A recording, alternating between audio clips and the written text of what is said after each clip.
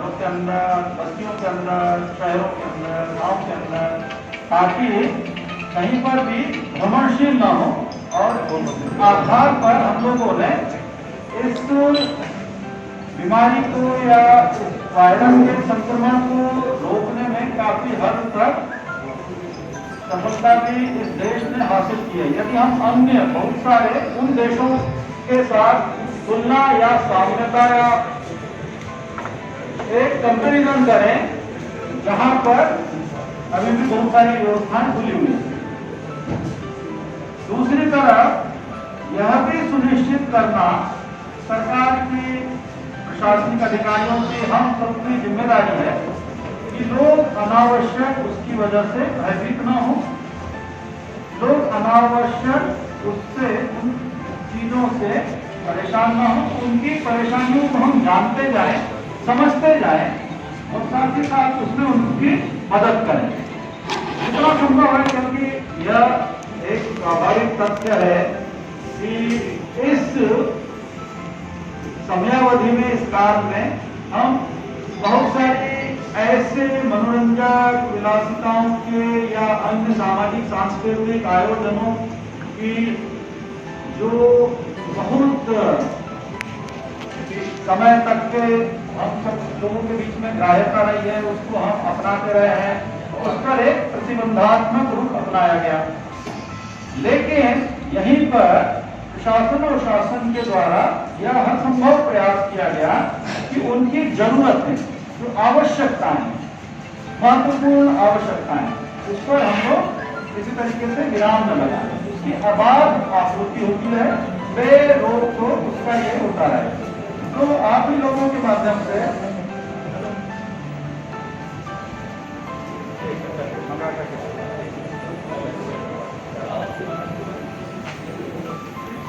तो मैंने आप लोगों का, है ना, जो एक दो दिन में कुछ खबरें भी पढ़ी, बातचीत की। एक तो किसी में ये प्रकाशित हुआ कि किसानों को आने जाने से या गेहूं क्रय केंद्रों में जाने से कहीं रोका जा रहा है। इस समय डिटेल में नहीं जाऊंगा। यह स्पष्ट कर देना चाहते हैं, कृषि कार्य पूरी तरीके से छूट है। वो कृषि कार्य से संबंधित विपणन का कार्य, खरीदारी और बेचने का काम भी पूरी तरीके से छूट के दायरे में है। बीज, उर्वरक, कीटनाशक, जरूरत के कृषि संयंत्र खरीदने के लिए किसान जा सकता है। किसान अपनी उपज को बेचने के लिए जा सकता है, बेरोक टोक उसको छोड़कर। एक ही गांव है, गांव ग्रामीण क्षेत्रों में किसानों में एक ही गांव है, 3 गांव है, 3 गांव जो ग्रामीण क्षेत्र में है उनको छोड़कर। ये अभी साहिबा बता रहे हैं पूरे हॉट स्पॉट कितने हैं, है ना, और हॉट स्पॉट में क्या व्यवस्था है। ये हॉट स्पॉट को छोड़ करके बाकी जगह पर उनको कहीं पर कोई रोक टोक न हो। दूसरा, किसी ने यह भी प्रकाशित किया कि ग्रामीण क्षेत्रों के किराना दुकानदारों का सामान अब घट गया है, उनको होलसेलर से या शहर में जाके बड़े दुकानदारों से सामान लाने में कठिनाई है। इसके लिए भी हम व्यवस्था बता दें कि वो ई पास ले सकता है, एक दिन का जितनी बार ले। अगर रोज सामान लाने जाता है तो रोज ई पास ले, उसको जारी हो जाएगा। 3 दिन में जाता है तो 3 दिन में ले ले, ठीक है। लेकिन अगर उसको परमानेंट दे देंगे तो फिर उसका मिसयूज होने लगता है, वो किसी दे देगा या और भी किसी को बिठा बिठा के कहीं ले जाएगा। इसलिए ई पास जो अगर दुकानदार है अपनी सप्लाई या आपूर्ति के लिए बड़े होलसेलर के पास या किसी और वहां से लेके जाना चाहता है, बिल्कुल उसको पूरी ई पास की छूट होगी और वो दी जाएगी। मीडिया को, है ना, आपको सब जगह जाने के लिए किसी पास के आपके अपने जो पास होते हैं, पहचान पत्र हैं, वो मान्य है, उसके लिए कोई अलग से आवश्यकता नहीं है। तीसरा, चिकित्सक जो होते हैं मेडिकल प्रोफेशन में लगे हुए, उनको भी अनुमन्यता है, उनके पास अपना कार्ड होता है, अपना ये होता है। एक आवश्यक आपूर्ति से जुड़े हुए वाहन, जिसमें बड़े ट्रक हो, 407 हो, 207 हो, छोटे वो छोटा हाथी बड़ा हाथी जो भी कहते हैं, वो सारी चीजें उनको भी हम लोगों ने पूरी तरीके से इससे मुक्त कर रखा है। ठीक, एक जनपद से दूसरे जनपद में यदि आवश्यक उपचार के लिए किसी को पीजीआई एजीएम कहीं दिखाने ले जाना है, उपचार के लिए ले जाना है, इंटर स्टेट पास उनको जारी हो, तो इंटर डिस्ट्रिक्ट पर। उसी तरीके से अगर यहाँ से किसी को लेके दिल्ली, हरियाणा, मेदांता, गुड़गांव कहीं ले जाना है, उनको इंटर स्टेट पास जारी होंगे। वो एडीएम बैंक के अधिकारी मैनुअल पास जारी करते हैं, वो ई पास में इसकी सुविधा नहीं है। लेकिन किसी को अगर है ना डायलिसिस के लिए, कैंसर के इलाज के लिए या किसी के लिए जा रहा है, तो इलाज के लिए हम इमरजेंसी सेवाओं में कहीं कोई रोक टोक नहीं होगी, क्योंकि वह जरूरी है। और इसलिए उसमें भी इंटर स्टेट पास या इंटर डिस्ट्रिक्ट पास किया जाए। अंतिम संस्कार के लिए कहीं पर आती है कि जाना है, तो उसमें भी अनुमति देता है, लेकिन अंतिम संस्कार में संख्या सीमित की गई है। इस वजह से बहुत कम लोग ही फिर एक जिले से दूसरे जिले जाते हैं, क्योंकि उसी जनपद में जहाँ पे उनका है उतने ही रिश्तेदार की संख्या है लगभग हो जाती है। ठीक है, ये इसके अलावा वैवाहिक, मांगलिक, सामाजिक कार्यक्रम फिलहाल ठहरे हुए हैं। विवाह के लिए कोई अनुमति अलग से लिखित परत में नहीं दी जा सकती।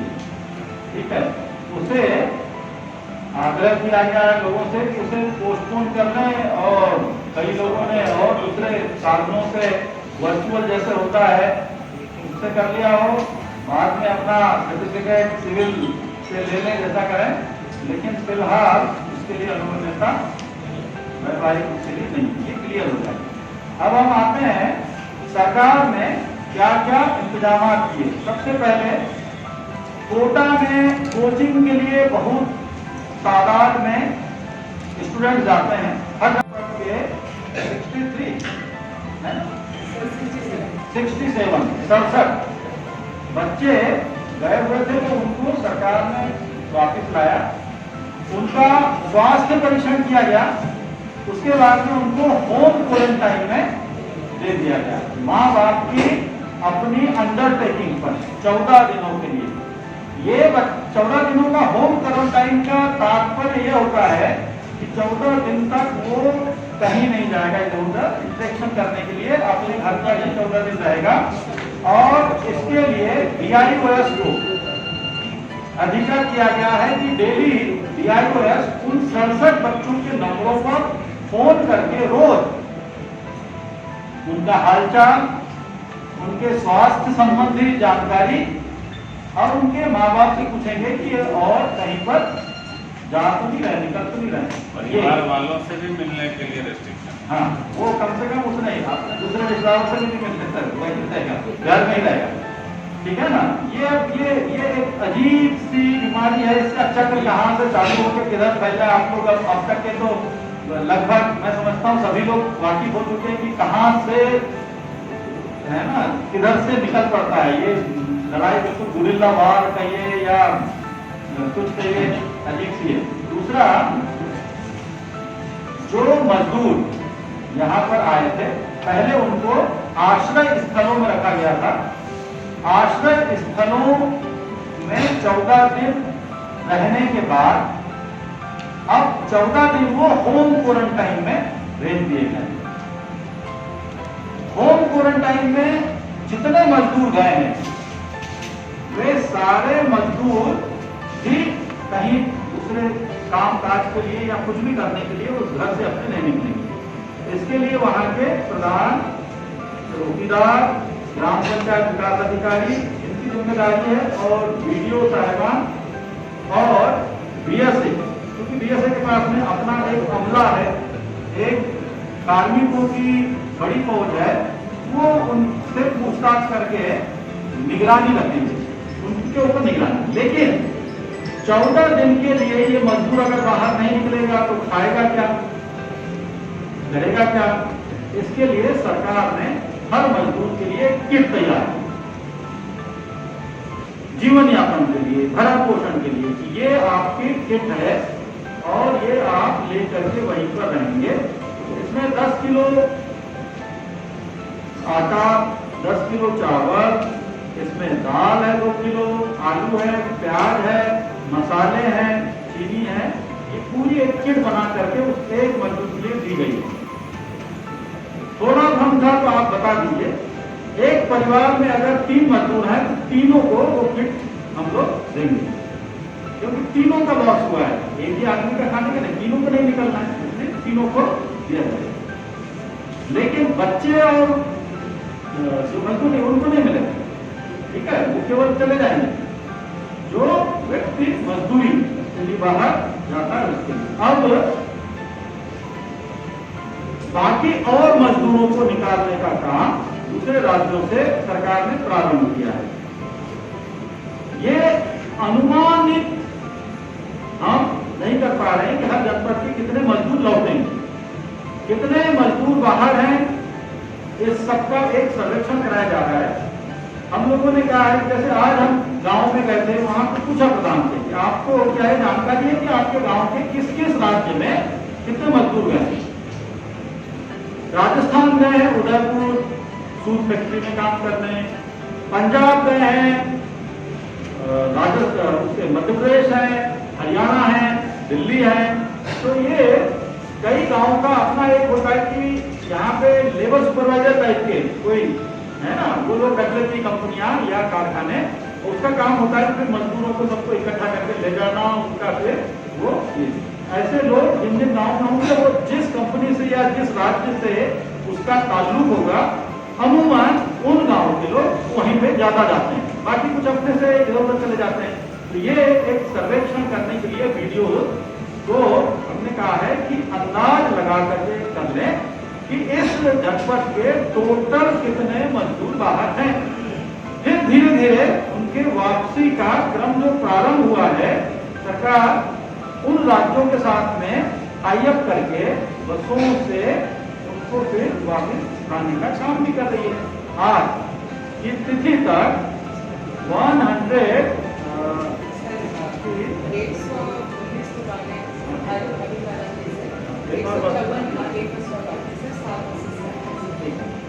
7 बसों से है ना 119 अभी आ गए हैं, बाकी और आ रहे हैं। तो शाम तक के रोज हम आपको बता देंगे कितने मजदूर लौटे, इनको कहाँ रखा गया।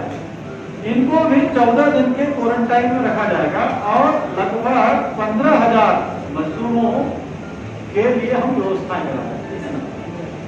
ये 15,000 मजदूर इंटर कॉलेज जहाँ पे बाथरूम टॉयलेट की फैसिलिटी हो, जहाँ पर उनको हम अलग अलग खाट और टेंट हाउसेस की दे सकें, उनको गद्दे दिए, उनको साबुन, उनको टूथपेस्ट, उनको धोने जाने का पैकेट और एक पूरा टाइम टेबल इनका तय कर दिया जाएगा। इसके तहत सुबह सुबह हमने कहा कि योग कराने की व्यवस्था करते हैं, बड़े हॉल होते हैं, कैंपस होते हैं, उसमें इससे वो थोड़ा सा जो एक तनाव है, क्योंकि स्वाभाविक तौर पर किसी की रोजी रोटी छिनती है, किसी का अचानक डिस्प्लेसमेंट होता है, एक इनहेरेंट है ना अदृश्य सा तनाव मन में व्याप्त हो जाता है। इससे मुक्त रहना जरूरी है। फिर उसको लगता है कि घर इतनी दूर है, मैं यहाँ पे पड़ा हुआ हूँ, थोड़ी चिंता न रहे इसके लिए हमने इनको कहा है कि चार्जर्स सफिशिएंट वहाँ पे रहे। तो अपनी बातचीत करना है उनको, सबके पास मोबाइल है, पूरी छूट है, उनको मोबाइल से बातचीत कर सकते हैं। बस केवल रहने के लिए आइसोलेट करना पड़ता है ताकि एकदम से गाँव में वो न जा पाए। इनको हम सुबह का नाश्ता, चाय, फिर दोपहर में उनको भोजन दिया जाएगा, फिर रात में भोजन दिया जाएगा। भोजन की व्यवस्था के लिए भी सरकार ने पर्याप्त इंतजाम किया है। 40 रुपया अधिकतम दर तय की है, उसमें दाल चावल